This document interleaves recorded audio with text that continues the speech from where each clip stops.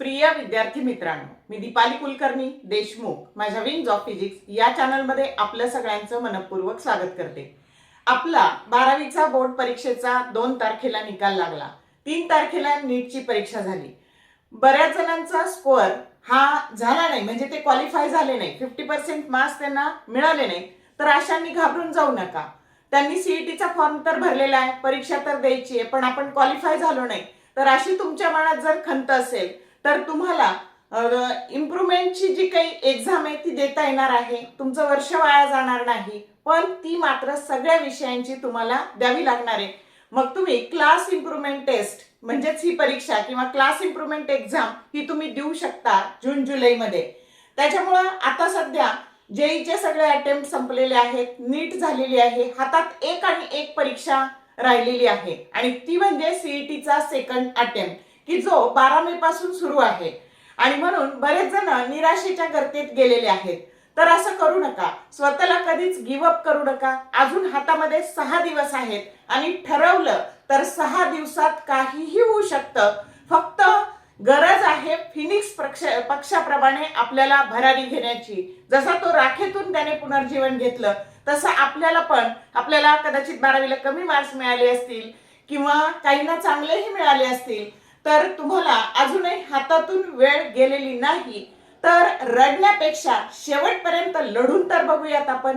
आणि असं जर केलं तर आपण थोडा स्मार्ट स्ट्रॅटेजीने जर अभ्यास केला तर आपल्याला अजूनही चांगले मार्क्स सीईटीला मिळू शकतात। ज्यांना नीट अवघड गेली त्यांनी जर पीसीबी ग्रुपचा फॉर्म भरलेला असेल सीईटीचा, त्यांना बरेचसे पॅरामेडिकल कोर्सेस किंवा बीएससी नर्सिंग हे सुद्धा करता येणार आहे, वर्ष वाया जाणार नाही। आणि त्याने सुद्धा बीएससी नर्सिंग केल्याने सुद्धा खूप सारे गव्हर्नमेंट जॉब तुम्हाला मिळतात। आणि म्हणून शिक्षण कोणतंच कमी नसतं, गरज असते तुम्ही ज्या कोणत्या क्षेत्रात असाल तिथे वरच्या टॉप 10% मध्ये जेव्हा तुम्ही असाल तर त्याला स्कोप असतो, हे लक्षात ठेवा।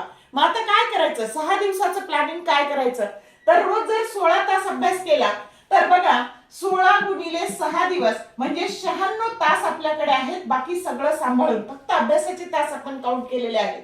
आणि या 96 तासाला आपण जर तुम्ही चॅप्टरने भागलं, समजा 3-3 तासाने भागलं तर एकूण 32 चॅप्टर येतात बघा। जर तुम्ही याला भागलं तर 32 चॅप्टर म्हणजे 3 तासात जर एक चॅप्टर आपण केला सरासरी, काहींना जास्त वेळ लागणार आहे, काही कमी मध्ये होणार आहे, तर 32 चॅप्टरचा जरी तुम्ही अभ्यास केला तरी तुम्हाला सीईटी मध्ये छान स्कोर येऊ शकतो। मग आता त्याच्यासाठी काय करायचं, तर पहिली गोष्ट प्रॉपर प्लॅनिंग करा, त्याच्यानंतर राईट स्ट्रॅटेजी ठेवा, त्याच्यानंतर स्मार्ट रिव्हिजन करा। कशी करायची स्मार्ट रिव्हिजन, आणि सगळ्यात महत्त्वाचा जो तुमचा लूज झालेला आहे तो कॉन्फिडन्स, हा सगळ्यात आधी सेल्फ कॉन्फिडन्स हा प्रबळ ठेवा। आणि मॅक्सिमम मार्क्स हे मिनिमम स्टडी मध्ये कसे मिळतील त्याच्यासाठी आता मी तुम्हाला स्ट्रॅटेजी सांगणार आहे। बघा, तुमच्या प्रश्नपत्रिकेमध्ये तुम्ही आता सीईटीचा पहिला अटेम्प्ट दिलेला आहे आणि तुम्हाला हे रिअलाइज झालेलं आहे की काही प्रश्न खूप सोपे होते, तर 30% प्रश्न हे इझी असतात, 40% प्रश्न हे मॉडरेट असतात आणि 30% प्रश्न डिफिकल्ट असतात। मग आपण जरी डिफिकल्ट प्रश्न स्किप केले तरी 70% प्रश्नांचा अभ्यास आपल्याकडून होऊ शकतो अजूनही।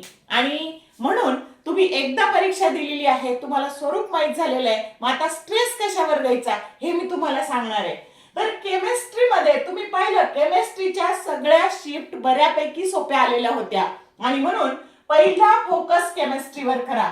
ते करताना फिजिकल केमिस्ट्री आधी करा आणि त्याच्यानंतर हे जे पॉलिमर्स आहेत, नॅनो केमिस्ट्री आहे, ग्रीन केमिस्ट्री, हे एक तासात होणारे चॅप्टर आहे आणि एक मार्काचा प्रश्न याच्यावर पडणार आहे। त्याच्यानंतर फिजिकल केमिस्ट्री मध्ये खूप थोडे फॉर्म्युले आहेत, एक 5-6 चॅप्टर मध्ये, आणि तिथली थेरी जर चांगली केली तर तुम्हाला फिजिकल केमिस्ट्रीच्या प्रश्नांची उत्तरं सहजासहजी देता येतात। आलं का लक्षात? आणि म्हणून तुम्ही पहिला फोकस केमिस्ट्रीवर करा, जेवढे मॅक्सिमम चॅप्टर करता येतील तेवढे केमिस्ट्रीचे मॅक्सिमम चॅप्टर करा, जेणेकरून तुम्हाला इथेच 40 मार्क पडतील। आलं का लक्षात? 100 पेक्षा जास्त मार्क्स पाडण्याचं टार्गेट आपल्याला ठेवायचंय आणि म्हणून तुम्हाला केमिस्ट्रीत 40 मार्क्स मिळतील। अशा पद्धतीने कमी वेळात छान अभ्यास करा। त्याच्यानंतर फिजिक्स मध्ये की कमी कष्टात चांगले मार्क्स देणारे कोणते चॅप्टर आहेत, तर केटीजी आणि थर्मोडायनेमिक्स. आता बघा स्मार्ट स्ट्रॅटेजी कशी करायची, तर जेव्हा केमिस्ट्रीचा केमिकल थर्मोडायनेमिक्स करताल तेव्हाच फिजिक्सचा पण थर्मोडायनेमिक्स करा. आलं का लक्षात? वेळ वाचणार आहे. किंवा तुम्हाला माहितीये इकडे पण रेडिओ ऍक्टिव्हिटी आहे, त्याच वेळेस इकडे स्ट्रक्चर ऑफ ऍटम आणि न्यूक्लिआय मध्ये पण रेडिओ ऍक्टिव्हिटी आहे, ते सायमल्टेनियस करा. म्हणजे वेळ तुमचा वाचणार आहे, अशी स्मार्ट स्ट्रॅटेजी ठेवा. त्याच्यानंतर इलेक्ट्रोस्टॅटिक्स 4 ते 5 प्रश्न याच्यावर पडणार आहेत. फक्त आपण त्याला घाबरतो, पण तुम्ही जर त्याचे प्रश्न समजून घेतले तर एका सेकंदात पण काही काही प्रश्नांची उत्तरं देता येतात. असे पण प्रश्न आहेत. फॉर एक्झाम्पल तुम्हाला अशा फिगर देतात वेगवेगळ्या आणि याच्या सगळ्याच्या आतमध्ये प्लस क्यू चार्ज इन्क्लूड सिच्युएट केलेला असतो आणि तुम्हाला विचारलेलं जातं फ्लक्स कोणाचे जास्त असतील. तर आपल्याला माहितीये की जर फिगर कशी असू द्या, आतमध्ये किती चार्ज एनक्लोज झालेले त्याच्यावर फ्लक्स डिपेंड असतात. सगळ्या फिगरचे फ्लक्स सारखेच आहेत. आहे का सोपं? तर अशा कन्सेप्ट क्लिअर करा आणि सोपे सोपे प्रश्न पहा PYQ. त्याच्यानंतर तुम्हाला असं सांगतात की एक स्फिअर आहे, त्याची रेडियस r आहे आणि त्याच्यावरची काहीतरी फ्लक्स देतात आणि नंतर त्याची रेडियस 3 टाइम्स केली, फ्लक्स काय होतील? फ्लक्स हे कधीही शेपवर अवलंबून नसतात, साईजवर अवलंबून नसतात, फक्त त्या बॉडीच्या आतमध्ये किती चार्ज एनक्लोज झाले त्याच्यावरच ते अवलंबून असतात. आणि म्हणून असं काही दिलं की जर फ्लक्सचा रेशो ही रेडियस अशी 3r झाली तर त्याच्या फ्लक्सचा रेशो 1:1 किंवा फ्लक्स काय होतील? Remains unchanged. असे खूप सारे प्रश्न, सोपे सोपे प्रश्न इलेक्ट्रोस्टॅटिक्स वर असतात. गरज आहे तुम्हाला स्वरूप लक्षात घेऊन अभ्यास करण्याची. 4 ते 5 प्रश्न 11वी आणि 12वीच्या इलेक्ट्रोस्टॅटिक्स वर असतात. मॅग्नेटिक मटेरियल 2 तासात सगळा चॅप्टर होऊ शकतो. त्याच्यानंतर स्ट्रक्चर ऑफ ऍटम आणि न्यूक्लिआय, सेमीकंडक्टर, एरर अनालिसिस, त्याच्यानंतर व्हेक्टर. आता जेव्हा तुम्ही फिजिक्सचा व्हेक्टर करणार आहे ना बाळांनो, तेव्हाच तुम्ही मॅथ्सचा पण व्हेक्टर करा. आलं का लक्षात? तर ह्या पद्धतीने म्हणजे तुमचा तिथे पण वेळ वाचणार आहे. बरेचसे कन्सेप्ट इथे आणि इथे सारखे आहेत. मॅथ्सचे कोणते कोणते आता हे मी सांगितले तुम्हाला.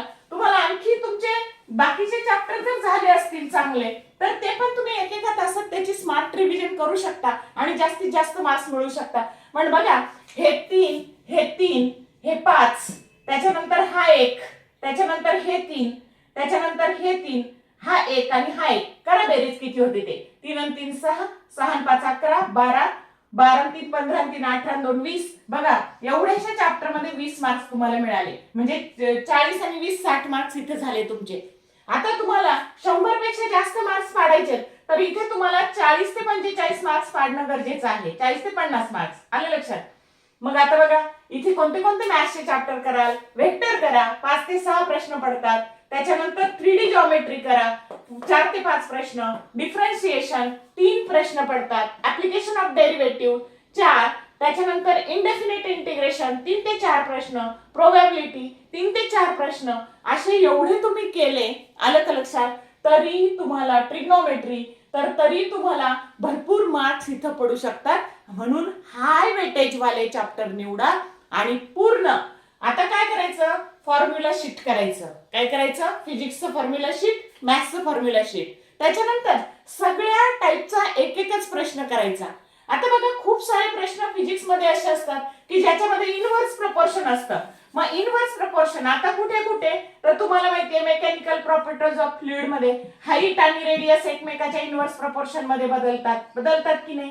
त्याच्यानंतर जी ससेप्टिबिलिटी आहे तुमची मॅग्नेटिक मटेरियल मध्ये काय, that is the inversely proportional to absolute temperature आहे की नाही. अशा खूप ठिकाणी अशा गोष्टी आहेत. त्याच्यानंतर तुमची जी तुम्ही मॅक्सिमम वेव्हलेंथ शिकलात विन्स डिस्प्लेसमेंट लॉ मध्ये lambda max that is also inversely proportional to absolute temperature.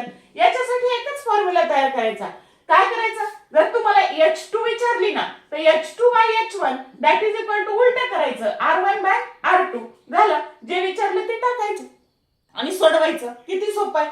मग एकच स्ट्रॅटेजी असे जर कलेक्टिव्ह तुम्ही केले की कुठे कुठे इनव्हर्स प्रपोर्शन आहे. बघा ना formula Chi2/Chi1 that is equal to इकडे येणार T1/T2. Chi2 काढायला आली ससेप्टिबिलिटी, इकडे तसंच λ2/λ1 that is equal to T1/T2. आहे का सोपं. आणि जेव्हा जेव्हा डायरेक्ट प्रपोर्शन असतं तर त्यावेळेस काय येईल? मग H2/H1 that is equal to R2/R1 direct असेल तर, इनव्हर्स असेल तर असं.